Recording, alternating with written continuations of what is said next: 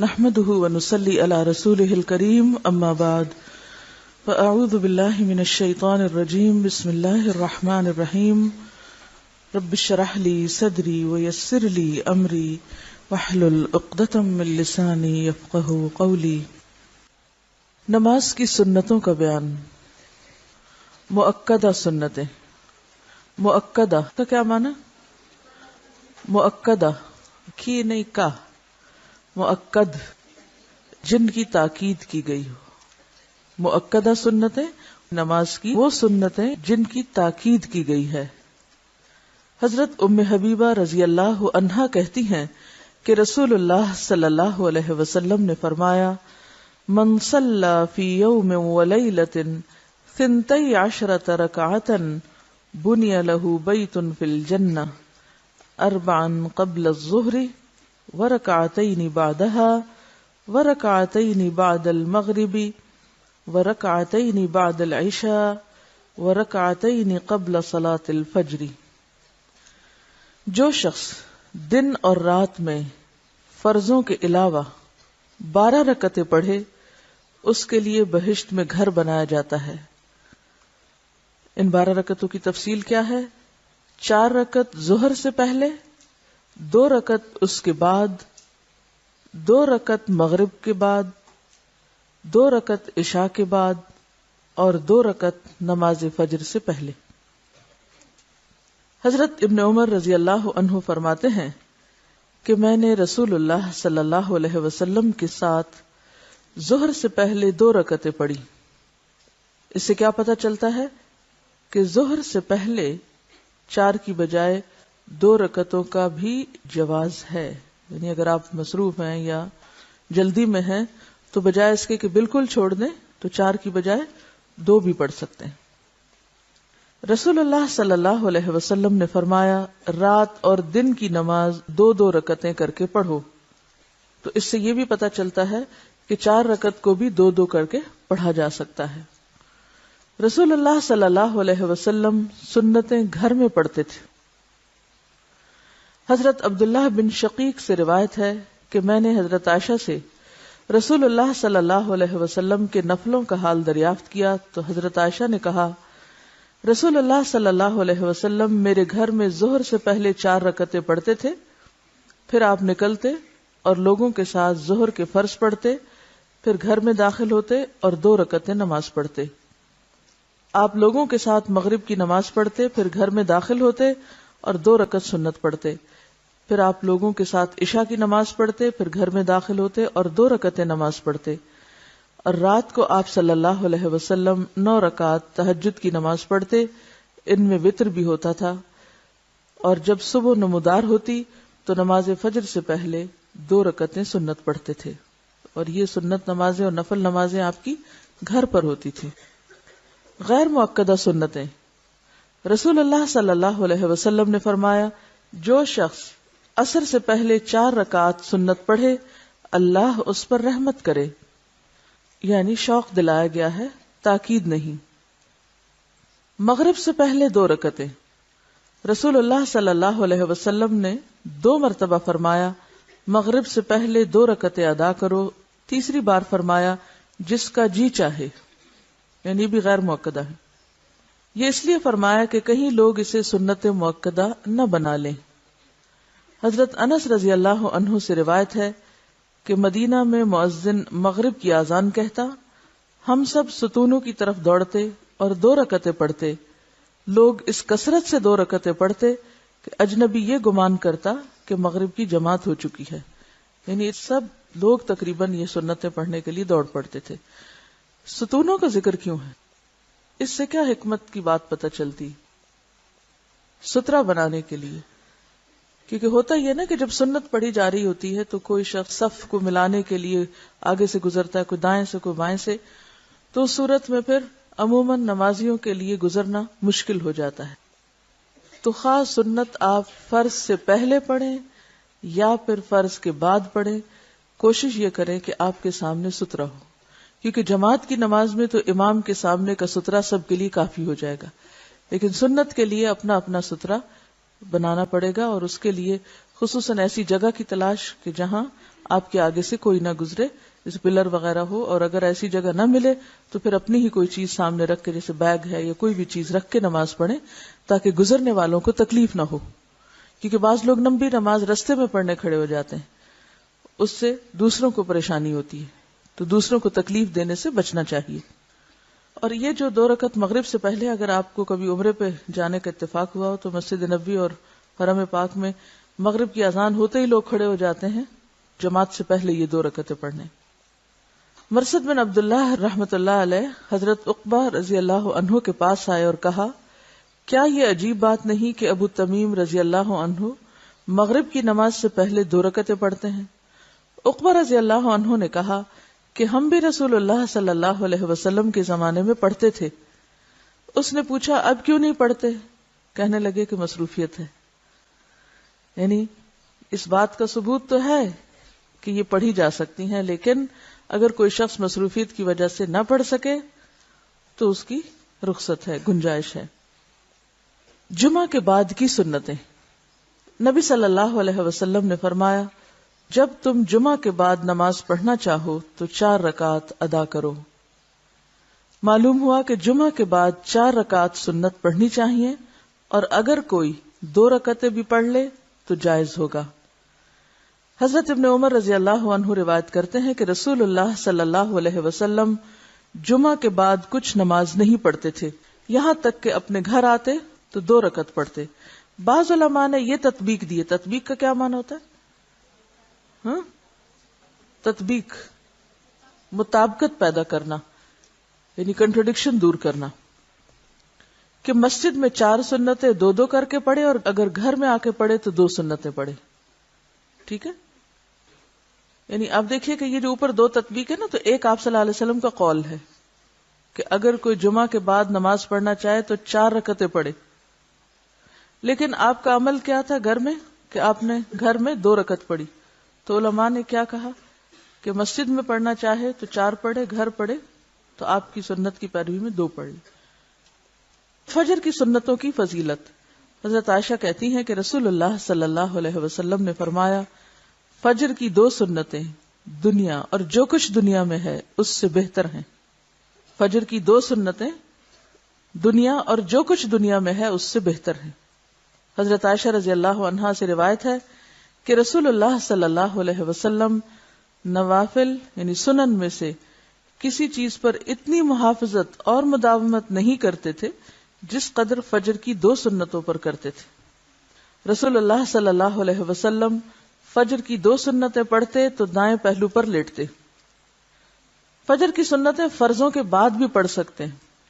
اگر آپ ایسے وقت مسجد پہنچے کہ جماعت کھڑی ہو گئی ہو اور آپ نے سنتیں نہ پڑھی ہوں تو اس وقت سنتیں مت پڑھیں، کیونکہ رسول اللہ صلی اللہ علیہ وسلم نے فرمایا، جب نماز کی اقامت ہو جائے تو فرض نماز کے علاوہ کوئی نماز نہیں ہوتی۔ اس لیے اگر جماعت کھڑی ہو تو سنت چھوڑ دیں، فرض پڑھیں اور فرض کے بعد سنت پڑھ لیں۔ اور اگر آپ گھر میں ہی نماز پڑھیں جیسے خواتین، اور آپ کی آنکھ دیر سے کھلی ہے، وقت صرف اتنا ہے کہ یا تو سنت پڑھیں گے یا فرض، تو پھر دونوں میں چوائس کس کی ہوگی؟ فرض کی۔ فرض اپنے وقت پہ پڑھ لیں اور سنت سورج نکلنے کے بعد پڑھ لیں۔ ایسی صورت میں آپ جماعت میں شامل ہو جائیں، فرض پڑھ کر سنتیں پڑھ لیں۔ چنانچہ رسول اللہ صلی اللہ علیہ وسلم نے ایک شخص کو صبح کی فرض نماز کے بعد 2 رکعتیں پڑھتے ہوئے دیکھ کر فرمایا، صبح کی نماز 2 رکعتیں ہیں، تم نے مزید 2 رکعتیں کیسے پڑھی؟ اس شخص نے جواب دیا، میں نے 2 رکعتیں سنت نہیں پڑھی تھی، اب ان کو پڑھا ہے۔ یہ سن کر آپ صلی اللہ علیہ وسلم خاموش ہو گئے۔ تو آپ کی خاموشی کیا تھی؟ آپ کی رضامندی۔ اور ایسی حدیث جس میں آپ کسی عمل پر خاموشی اختیار کریں وہ کیا کہلاتی؟ تقریری حدیث کہلاتی۔ ایک شخص مسجد میں آیا، رسول اللہ صلی اللہ علیہ وسلم صبح کے فرض پڑھ رہے تھے، اس نے مسجد کے ایک کونے میں 2 رکعتیں سنت پڑھی، پھر جماعت میں شامل ہوا۔ جب آپ نے سلام پھیرا تو فرمایا، تو نے فرض نماز کس کو شمار کیا، جو اکیلے پڑھی تھی یا اس کو جو ہمارے ساتھ پڑھی؟ تو اس سے کیا پتہ چلتا ہے کہ جب فرض ہو رہے ہوں تو پھر سنتیں ادا نہیں کی جائیں گی۔ نمازوں کی رکعات۔ نماز فجر 2 سنتیں 2 فرض یعنی کل 4 رکعتیں۔ نماز ظہر 4 سنتیں 4 فرض 2 سنتیں۔ نماز ظہر 10 رکعتیں ہوئیں، نماز عصر 4 فرض، نماز مغرب 3 فرض 2 سنتیں 5 رکعتیں ہوئیں، نماز عشاء 4 فرض اور 2 سنتیں 6 رکعتیں ہوئیں۔ نماز وتر دراصل رات کی نماز ہے جو تہجد کے ساتھ ملا کے پڑھی جاتی ہے۔ جو لوگ رات کو اٹھنے کے عادی نہ ہوں وہ وتر بھی نماز عشاء کے ساتھ ہی پڑھ سکتے ہیں۔ رسول اللہ صلی اللہ علیہ وسلم نے فرمایا، من خاف اللہ یقوم من آخر اللیل فلیوتر اولہ، جسے خطرہ ہو کہ رات کے آخری حصے میں نہیں اٹھ سکے گا وہ اول شب ہی وتر پڑھ لے۔ لیکن کہیں یہ نہ سمجھیں کہ وتر عشاء کی نماز ہے، وہ عشاء کی نماز کا حصہ نہیں ہے، ٹھیک ہے، وہ تہجد کی نماز کا حصہ ہے۔ اگر کوئی تہجد نہ پڑھے کیونکہ تہجد نفلی نماز ہے تو وتر سونے سے پہلے بھی پڑھ سکتا ہے۔ اب آپ دیکھیے کہ یہاں انہوں نے صرف فرض اور سنتیں لکھی، نفل نہیں لکھے۔ تو نفل جو ہے وہ اس کی اصل کیا ہے کہ وہ ایسی عبادت ہے جو دل کی خوشی سے کی جاتی ہے اور اس کی کوئی تعداد متعین نہیں، آپ جتنے چاہیں پھر پڑھتے جائیں۔ اسی لیے یہاں لکھا ہے کہ کوئی یہ خیال نہ کرے کہ ہم نے نماز کی رکعتیں کم کر دیں، یعنی فرائض اور سنتیں گنلی، نفل چھوڑ دیے۔ نوافل اپنی خوشی اور مرضی کی عبادت ہے۔ رسول اللہ صلی اللہ علیہ وسلم نے کسی کو پڑھنے کے لیے مجبور نہیں کیا، اس لیے ہمیں کوئی حق نہیں کہ ہم اپنے نفلوں کو فرضوں کا ضروری اور لازمی ضمیمہ بنا ڈالیں۔ فرضوں کے ساتھ آپ کی نفل عبادت یعنی سنتیں آ گئی ہیں جس سے نماز پوری اور مکمل ہو گئی۔ لہذا اگر کوئی شخص یہ پڑھنا چاہے تو پڑھ لے، اگر نہیں پڑھنا چاہے تو نماز ہو جائے گی۔ ہمارے ہاں بہت سے لوگ نماز کیوں نہیں پڑھتے؟ کس لیے نہیں پڑھتے؟ لمبی بہت ہوتی، وہ سنتے ہی گھبرا اٹھتے ہیں کہ اتنی لمبی نماز کیسے پڑھیں۔ اور بعض لوگ نوافل کو بھی کس درجے میں پڑھتے ہیں؟ فرض کے درجے میں پڑھتے ہیں کہ وہ نوافل بھی کبھی نہیں چھوڑیں گے۔ نوافل بہت پسندیدہ کام ہے، اس میں کوئی شک نہیں، اور خوش قسمتی ہے اس شخص کی جس کو کثرت سے نوافل پڑھنے نصیب ہوں۔ لیکن اگر کوئی شخص خود ایسا کر رہا ہے تو سب کو اس کا پابند نہ کرے، اور خصوصاً بچوں کو، کیونکہ ابتدا میں اگر بچوں کو ہلکی نماز کا عادی کریں اور پھر ان کے اندر شعور پیدا ہو اور نماز کا شوق اور نماز کا فائدہ انہیں پتہ چلے کہ سجدوں کی کثرت کتنی فائدہ مند ہے، تو پھر وہ اپنی خوشی سے پڑھیں۔ اور نفل ہے ہی کون سی عبادت جو مجبوری سے پڑھی جائے، جو دل کی خوشی سے پڑھی جائے؟ تو وہ نوافل کیا نوافل ہوئے جن میں دل کی خوشی شامل نہ ہو؟ تو جو چیز جس مقام پہ ہے اسے اسی مقام پہ رکھنا چاہیے، اسے نہ اس سے بڑھانا چاہیے اور نہ گھٹانا چاہیے، ٹھیک ہے۔ تہجد، قیام اللیل، قیام رمضان اور وتر۔ حضرت ابو امامہ رضی اللہ عنہ روایت کرتے ہیں کہ رسول اللہ صلی اللہ علیہ وسلم نے فرمایا، علیکم بقیام اللیل فإنہ دأب الصالحین قبلکم وہو قربۃ لکم الی ربکم ومغفرۃ للسیئات ومنہاۃ عن الاثم۔ تہجد ضرور پڑھا کرو کیونکہ وہ تم سے پہلے صالحین کی روش ہے، یعنی شروع سے نیک لوگوں کا طریقہ چلا آیا ہے، اور تمہارے لیے اپنے رب کی قرب کا وسیلہ، گناہوں کے مٹنے کا ذریعہ اور گناہوں سے بچنے کا سبب ہے۔ یعنی اس کے فائدے کیا ہیں؟ نمبر 1، اللہ تعالیٰ کا قرب نصیب ہوتا ہے۔ نمبر 2، گناہ معاف ہوتے ہیں، مٹتے ہیں۔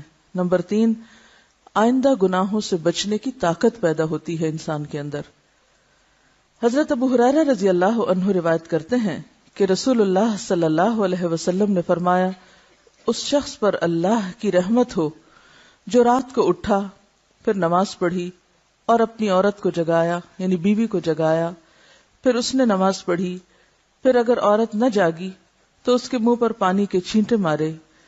اس عورت پر اللہ کی رحمت ہو جو رات کو اٹھی، پھر نماز پڑھی اور اپنے خاوند کو جگایا، پھر اس نے نماز پڑھی، پھر اگر خاوند یعنی غلبہ نیند کی وجہ سے نہ جاگا تو اس کے منہ پر پانی کے چھینٹے مارے۔ یعنی خیرخواہی کی انتہا ہے کہ آخری درجے تک ایک دوسرے کو نیکی اور تقوی کے کاموں میں آگے بڑھانے کا جذبہ۔ تو اس سے یہ بات پتہ چلتی ہے کہ نیکی کے کاموں میں انسان کو تنہا نہیں نکلنا چاہیے، گھر والوں کو ساتھ لے کر نکلنا چاہیے۔ اور چھینٹے آپ صرف اس وقت مار سکتے ہیں جب آپ کی دوسرے شخص کے ساتھ اتنی انڈرسٹینڈنگ ہو کہ وہ آپ کے چھینٹے برداشت بھی کر سکے، اور اگر عام زندگی میں دوستی نہیں، تعلق نہیں، تو پھر ان چیٹوں کو بھی برداشت نہیں کرے گا کوئی۔ حضرت ابو ہریرہ رضی اللہ عنہ کہتے ہیں، میں نے رسول اللہ صلی اللہ علیہ وسلم سے سنا، آپ فرماتے تھے، فرض نماز کے بعد سب نمازوں سے افضل نماز تہجد ہے۔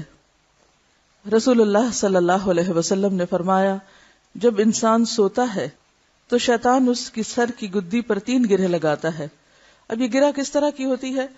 کوئی مادی چیز نہیں ہے، مراد یہ ہے کہ شیطان انسان پر غلبہ پانے کی اور اس کو اپنے کنٹرول میں رکھنے کی کوشش کرتا ہے، اور کہتا ہے کہ رات بڑی لمبی ہے، اگر وہ بیدار ہو کر اللہ کا ذکر کرے تو ایک گرہ کھل جاتی ہے، اور اگر وضو کرے تو دوسری گرہ کھل جاتی، اور اگر نماز پڑھے تو تیسری گرہ کھل جاتی، اور وہ شادمان اور پاک نفس ہو کر صبح کرتا ہے، یعنی خوشی خوشی صبح ہوتی ہے اس کی، ورنہ اس کی صبح خبیث اور سست نفس کے ساتھ ہوتی۔ اور آپ سوچیے کہ اگر دن کا آغاز ہی سستی کے ساتھ ہو، خباثت نفس کے ساتھ ہو، تو انسان پھر کون سا نیکی کا کام خوشی سے کر سکتا ہے؟ پھر اس کے مزاج میں کہاں سے اطمینان اور سکون پیدا ہو سکتا ہے؟ تو سب سے پہلی عادت جو ہم سب کو اختیار کرنی چاہیے وہ صبح وقت پر اٹھنے کی، کیونکہ اگر دن کا آغاز درست نہیں تو انجام کیسے درست ہو سکتا ہے؟ عموماً ہم لوگ رات کو دیر تک جاگتے رہتے ہیں اور صبح فجر کی نماز بھی وقت پہ نہیں پڑھتے، تو اسی سے ساری خرابیوں کی ابتدا ہو جاتی ہے۔ رسول اللہ صلی اللہ علیہ وسلم نے فرمایا، اللہ تعالیٰ ہر رات آسمان دنیا پر نزول فرماتا ہے، جب 1/3 رات باقی رہ جاتی ہے تو فرماتا ہے، کوئی ہے جو مجھے پکارے میں اس کی دعا قبول کروں، کوئی ہے جو مجھ سے مانگے میں اس کو دوں، کوئی ہے جو مجھ سے بخشش طلب کرے میں اس کو بخش دوں۔ ہم میں سے ہر شخص اس بات کا حریص ہے کہ اس کی دعائیں قبول ہوں، لیکن جو دعاؤں کی قبولیت کا وقت ہوتا ہے اس سے فائدہ نہیں اٹھاتے، اور پھر جب کوئی ضرورت پڑتی ہے تو بندوں سے مانگتے ہیں، یا بندوں سے توقع رکھتے ہیں، یا بندوں کا سہارا ڈھونڈتے ہیں۔ اور آپ سوچئے کہ اللہ تعالیٰ اس وقت ان بندوں کو کس نظر سے دیکھتا ہوگا جو ضرورت کے وقت اللہ کو چھوڑ کر جو ہر چیز دے سکتا ہے بندوں کے در پہ جاتے ہیں، یا بندوں سے توقع رکھتے ہیں، یا بندوں پر تکیہ کرتے ہیں، یا بندوں پر توکل اور بھروسہ کرتے ہیں۔ آپ خود سوچئے، ذرا تھوڑا سا اس بات کو محسوس تو کیجئے کہ جو قادر مطلق ہستی ہر وقت آپ کو دینے کو تیار ہے، اس کو تو آپ بھول جائیں، اور بندے جو کسی کام کے قابل نہیں ان پہ بھروسہ کر بیٹھیں اور ان سے امیدیں لگا بیٹھیں۔ اس وقت اللہ تعالیٰ کیا سوچتا ہوگا کہ میرا یہ بندہ کیسا ہے جو مجھے چھوڑ کر، مجھ سے منہ موڑ کر اوروں کے در پہ جاتا ہے؟ یعنی کتنی گھٹیا حرکت ہے ویسے بھی اگر سوچا جائے تو، اور کتنی بے وقوفی کی بات ہے کہ جو رب سب کچھ کر سکتا ہے اس سے تو نہ مانگا جائے، اور انسان جو کسی کام کے لائق نہیں، کچھ بھی ان کے اختیار میں نہیں، مٹی کے پتلے ہیں، ان کے پیچھے بھاگے انسان اور ان سے مانگے اور ان پر نظر رکھے۔ تو پہلی چیز جو ہمیں زندگی میں لانی ہے وہ اللہ کی پہچان ہے، اور اللہ کی قدر پہچاننے کی بات ہے، اللہ کی عظمت کو دل میں لانے کی بات ہے۔ جب تک وہ نہیں آتی کوئی عمل درست نہیں ہو سکتا، نہ نمازیں درست ہو سکتی ہیں اور نہ ہی معاملات اور اخلاق درست ہو سکتا ہے، کیونکہ ہماری ساری خرابیوں کی اصل وجہ شرک ہے کہ ہم اس کو بھول کر اوروں پہ توکل کرتے ہیں، اوروں کی طرف دیکھتے ہیں۔ تو ہم میں سے کون ہے جو محتاج نہیں؟ ہم میں سے کون ہے جسے یہ ضرورت نہیں کہ اس کی دعائیں قبول ہوں؟ ہم میں سے کون ہے جو یہ نہیں چاہتا کہ اس کی سنی جائے؟ لیکن جب وہ پکارتا ہے تو ہم سو جاتے ہیں۔ لہٰذا ہم سب کو پھر اپنے اندر جھانکنے کی ضرورت ہے اور اپنی کمی کو دیکھنے کی ضرورت ہے، نہ کہ اللہ پر شکوہ کرنے کی۔ تو اللہ تعالیٰ ہر روز پکارتا ہے، کوئی ہے جو مجھے پکارے میں اس کی دعا قبول کروں؟ کہاں ہے پکارنے والے؟ کہاں ہے ضرورت مند اور حاجت مند؟ کوئی ہے جو مجھ سے مانگے تو میں اس کو دوں؟ کوئی ہے جو مجھ سے بخشش طلب کرے میں اس کو بخش دوں؟ دیکھیں کب تک ہم سوتے رہیں گے اور اس سے استغفار نہیں کریں گے؟ کہیں ایسا نہ ہو کہ اس مصیبت میں جا پڑیں کہ جہاں پھر سونا نصیب ہی نہ ہو، جہاں پھر کوئی سو ہی نہیں سکتا۔ نبی رحمت صلی اللہ علیہ وسلم کا شوق تہجد، حضرت مغیرہ رضی اللہ عنہ فرماتے ہیں، رسول اللہ صلی اللہ علیہ وسلم نے رات کو تہجد میں اتنا لمبا قیام کیا کہ آپ کے پاؤں سوج گئے۔ آپ سے سوال ہوا، آپ اتنی مشقت کیوں کرتے ہیں؟ آپ تو اللہ کے پیارے ہیں، اللہ کے قریب ہیں، آپ کیوں اتنا تھکاتے ہیں خود کو؟ حالانکہ آپ مغفور ہیں، یعنی آپ کی تو ہر چیز بخشی جا چکی ہے، یعنی آپ تو اللہ کے چنے ہوئے بندوں میں سے ہیں، آپ پر تو اللہ کی رحمتیں ہیں۔ آپ نے فرمایا، کیا پھر میں اللہ کا شکر گزار بندہ نہ بنوں؟ یعنی اگر اللہ نے مجھ پر اتنا انعام کیا ہے، اتنا کرم کیا ہے کہ ہر نعمت سے نوازا ہے، نبوت کی نعمت سے نوازا ہے، بخشش اور رحمت کی نعمت سے نوازا ہے، تو پھر کیا مجھے شکر گزار نہیں ہونا چاہیے؟ یہ سب کچھ پا کے پھر سو جانا چاہیے، پھر آرام کرنا چاہیے، پھر اسی رب کو بھول جانا چاہیے جس نے یہ سب کچھ دیا؟ تو شکر گزاری کیا ہے؟ نعمتوں کا اعتراف، اور نعمتیں پا کر نعمت دینے والے کو یاد رکھنا، اس کو نہ بھولنا اور اسی کو نمبر 1 رکھنا۔ نیند سے جاگتے وقت یہ دعا پڑھیں۔ حضرت عائشہ رضی اللہ عنہا فرماتی ہیں کہ رسول اللہ صلی اللہ علیہ وسلم جب رات کو بستر سے تہجد کے لیے اٹھتے تو یہ دعا پڑھتے: اللہ اکبر 10 بار، الحمدللہ 10 بار، سبحان اللہ و بحمدہ 10 بار، سبحان الملک القدوس 10 بار، استغفر اللہ 10 بار، لا الہ الا اللہ 10 بار، اور پھر اللہم اعوذ بک من ضیق الدنیا و ضیق یوم القیامہ 10 بار۔ یہاں گنتی کا ذکر ہوا ہے کیونکہ 1 سے زائد تسبیحات ہیں، اور 10 بار گننا کچھ مشکل بھی نہیں۔ ساری تسبیحات پڑھ کے اللہ کی بڑائی بیان کر کے، اللہ کی تعریف بیان کر کے، اللہ کی تسبیح بیان کر کے، استغفار پڑھ کے، لا الہ الا اللہ پڑھ